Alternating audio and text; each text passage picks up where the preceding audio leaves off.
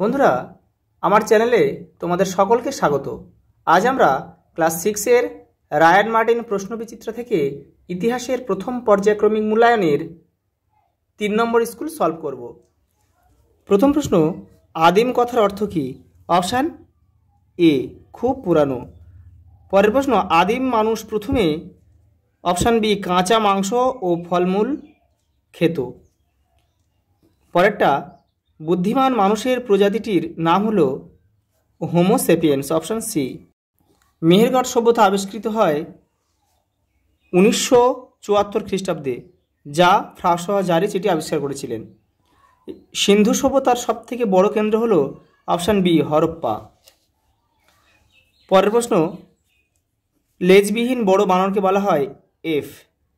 পরেরটা, হরপ্পা সভ্যতার বাড়িগুলি তৈরি হতো পোড়া ইট দিয়ে। তিনেরটা, উত্তরপ্রদেশের সরায় নহরাইতে 2 দিকে ধারালো ছুরি পাওয়া যায়। পরের প্রশ্ন, হরপ্পা সভ্যতা কোন যুগের সভ্যতা? তাম্র ও ব্রোঞ্জ যুগের বা প্রায় ইতিহাস যুগের সভ্যতা। 3 দাগে, ভীমবেটকা কোথায় অবস্থিত?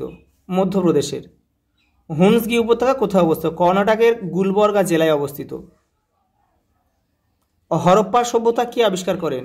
দয়ারাম সাহানি 1921 খ্রিস্টাব্দে। পরের প্রশ্ন, মান 2-এ দাবানল কাকে বলে? বনের আগুনকে দাবানল বলে। পরের প্রশ্ন, সিটাডেল কি? তোমাদের টেক্সটের 35 নম্বর পেজে উত্তরটি পেয়ে যাবে। এই যে, হরপ্পা নগরগুলিতে বসতি অঞ্চল 2টি স্পষ্ট আলাদা এলাকায় ভাগ করা ছিল। শহরে একটি উঁচু এলাকা থাকতো, প্রত্নতাত্ত্বিকরা তাকে বলেন সিটাডেল। পরের প্রশ্ন, আগুন জ্বালাতে শেখার পর আদিম মানুষের কি কি সুবিধা হয়েছিল? তোমাদের টেক্সটের 20 নম্বর পেজে উত্তরটি পেয়ে যাবে। এই যে, আগুনের ব্যবহার করার ফলে বেশ কিছু বদল দেখা যেতে থাকে। এখান থেকে এই পর্যন্ত লিখতে হবে। পরের প্রশ্ন, আদিম মানুষ যাযাবর ছিল কেন? এই যে, আদিম মানুষ যাযাবর ছিল কেন? এখান থেকে এই পর্যন্ত লিখতে হবে। পরের প্রশ্ন, হরপ্পা সভ্যতার পতনের কারণগুলি লেখো। মান 3-এর। তোমাদের টেক্সটের 41 নম্বর পেজেও রয়েছে, তবে একটা বড় রয়েছে, তোমাদেরকে ওটা ছোট করে লিখতে হবে। এই যে, দেখে নাও, হরপ্পা সভ্যতার পতন ও ধ্বংসের কারণ। শুধু তোমরা এই নিচ থেকে 1, 2, 3, 4 রয়েছে, এখান থেকে এই 4টে লিখলেই হয়ে যাবে। এই যে, ভূমিকম্প, বন্যা, মরুভূমির সম্প্রসারণ আর আবহাওয়া জল নদী গতিবাদের পরিবর্তন, এটা লিখলে হয়ে যাবে। পরের প্রশ্ন, হরপ্পা ধর্ম সম্পর্কে যা জানো লেখো। তোমাদের টেক্সটের 41 নম্বর পেজে উত্তরটি রয়েছে। এই যে, হরপ্পা ধর্ম, এখান থেকে এই পর্যন্ত লিখতে হবে, তার পরের স্টেপে এখান থেকে এই পর্যন্ত লিখতে হবে।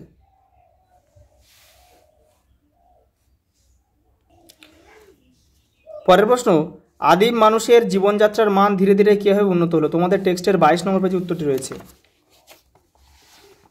এই যে, পাথরের হাতিয়ার তৈরির পদ্ধতি খুব ধীরে ধীরে বদলে যাচ্ছিল, এখান থেকে এই পর্যন্ত। পরের প্রশ্ন, সিন্ধু সভ্যতার মানুষদের সামাজিক জীবন ও অর্থনৈতিক জীবনের বৈশিষ্ট্য আলোচনা করো। এই যে, অর্থনৈতিক জীবন, এখান থেকে তোমরা দুটো একটা করে, শুধু দুটো বা একটা করে লিখলেই হয়ে যাবে। এখানে কৃষি রয়েছে, কৃষি থেকে একটা লিখলে, শিল্প থেকে একটা লিখলে, অনেকগুলো করে আছে। এদিকে বাণিজ্য থেকে একটা লিখলে,